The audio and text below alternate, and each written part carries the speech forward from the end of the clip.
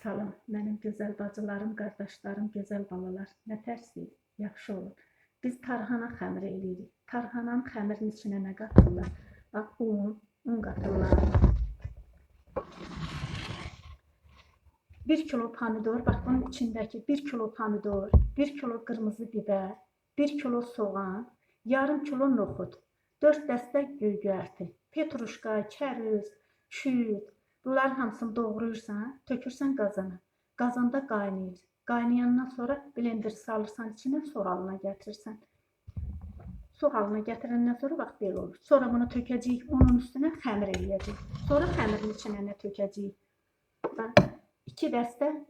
2 qaşıq nanə qurusu, 2 qaşıq duz, bir də 1-3 kiloluq südün qatığını süzmə eləyirik, süzmə qatıq tökürük.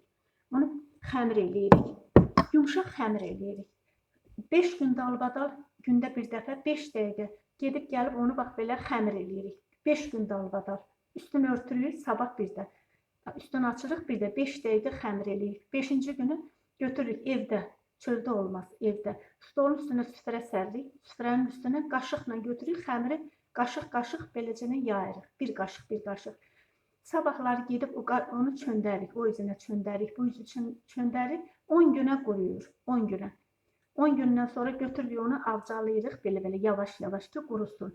Sonra onu götürüb belə əlimizdə oxalayırıq ki, o yumuşalsın, ələkdən əliyə bilək. 10 gündən sonra ələkdən əlimizlə avcalayandan sonra bunun adı tarhanadır. Bu hazır supdur. Məsəl üçün 1 litr suyun içinə 2 xörək qaşığı tökürsən, sonra bunu qarışdırırsan, qoyursan qazın üstünə, içinə də 1 xörək qaşığı yağ atırsan. Hər şey bunun içində var. Götürürsən, qarışdıra-qarışdıra pişir. Sonra götürürsünüz, yeyirsiniz. Afiyet, bal, şəkər olsun.